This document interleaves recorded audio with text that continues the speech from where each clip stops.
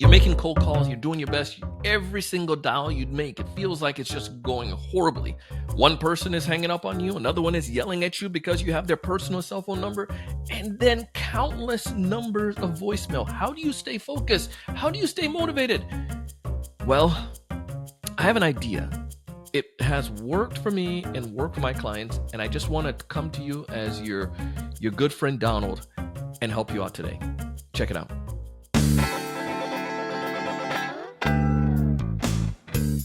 Hey, everyone. Welcome to another great episode of the Sales Evangelist Podcast. I'm your host, Donald C. Kelly, the Sales Evangelist. And I'm so excited for another great episode. I'm so excited to be here with you today. On this episode, I want to go ahead and dive in really quickly because it's a small, punchy episode just for you because I feel your pain. I'm getting the questions from you, and I wanted to make sure I could tackle this one today. But if this is your first time listening to our podcast, please go ahead and subscribe. We'll notify you every time we drop a new piece of episode because all our episode is tied into two things. One, it's either helping you build pipe or two, helping you to close pipe. And today I want to focus on building pipe because I know that studies have proven that sales reps have said the hardest part of the sales process is prospecting. This is where you spend a lot of your time. You're building pipeline. Like if you got the person to sit down and talk to you in a meeting, you have a high chance of helping this deal to progress. You feel that way, right? Just go ahead and nod. Go ahead and let me know. But now here's the part. It's getting those people to the table. One, whether it's an inbound lead or two, reaching out to the prospect in the first place. The tip I want to give you, this is the whole episode. You saw the title already. How do you push through when things get difficult? Like when you are trying your very best, what is it that you do? The tip that I'll give you is 4 things. 1, stay motivated. I don't know whoever you believe in, whatever faith you have, you can call it affirmations.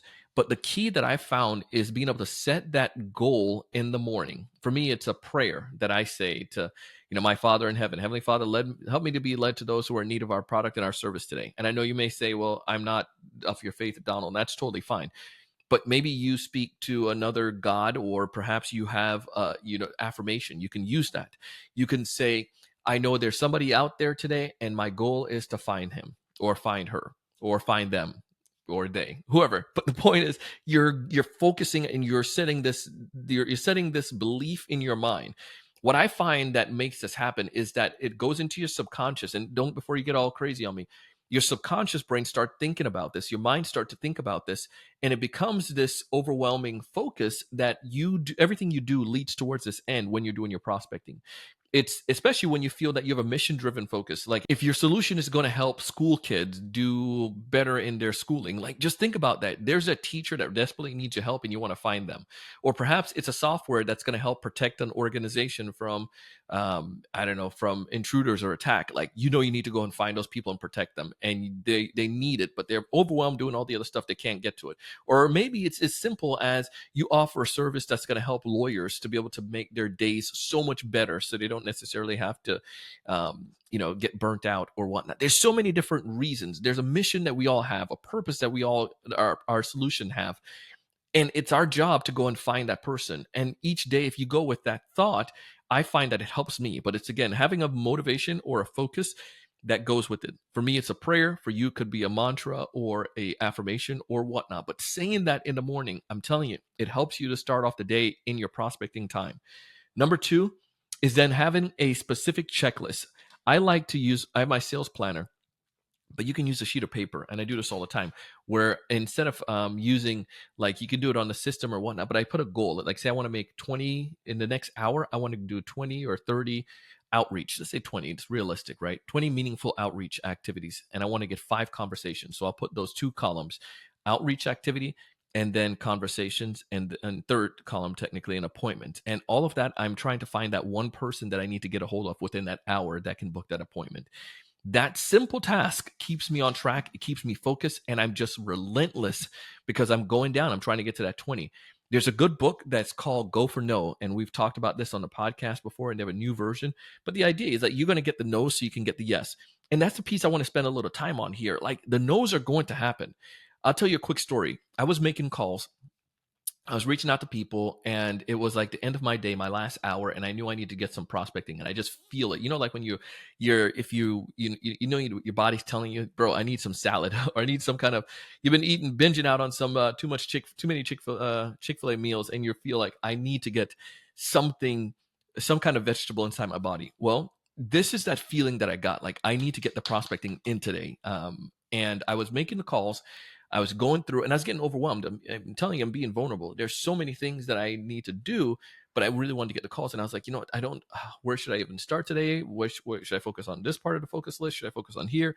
And then I made the first call, and the person was like, I think it was like a voicemail. The second was like, I got a hold of somebody, my second connector. We're like, yeah, how did you get my phone number?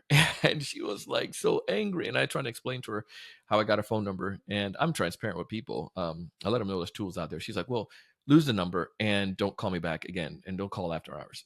She was in the central time zone. I'm in Eastern, and I was calling some last end of the day calls in a different time zone. But she was on the other side of Tennessee, so she was in that pool. But she got frustrated. Then the second one was, I did my cold call opener. I talked about that. You can see that other episode. But in that, I mentioned you can let them know that this is a cold call. In that case, I did with this prospect, and then I was like, let them know up front. And then she was like, she took the exit, and she was like, yeah, and hung up. And she didn't really say anything. She just hung up. So she was done. So I'm like, man, this is hard. This sucks. Obviously, we know this, right? But she was like, she was out. But at the end of the day, when I'm just so stressed, focusing on all these other things, but I want to get this piece done, I was just like, you know what? It's easy to quit. I'm like, I'm just going to quit. But I remembered my mantra, and I went ahead and I said a prayer, and I was like, let me relate to that person. And I was able to do that outreach. I was able to get a hold of Kate. Turns out Kate's number was mixed up in the system. Anyways, she was interested, and she runs another organization that feels that she can benefit from our services as well.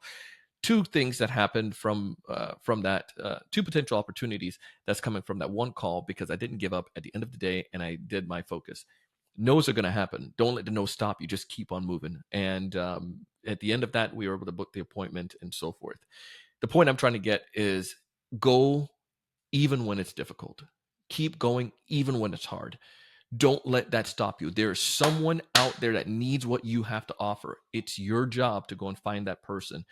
And it's okay to put down a phone for a little bit. It's okay to stop scrolling. Like, you can go and find that person, and they're going to be super grateful. They're going to be happy that you came and that you helped them solve a problem. Number three, I want to just go back to the openers. You can test any of those openers out. I like to use it. I had another convo where I reached out to someone, and I told them why I didn't get them connected on LinkedIn prior, but I reached out to them, and I told them why I was reaching out to them and let them know up front, and they were grateful. Like, I find that most people, once you have that conversation, the openers, just let them, and if you don't know what that is, we have a link down in the show notes, so you can go back to that other episode.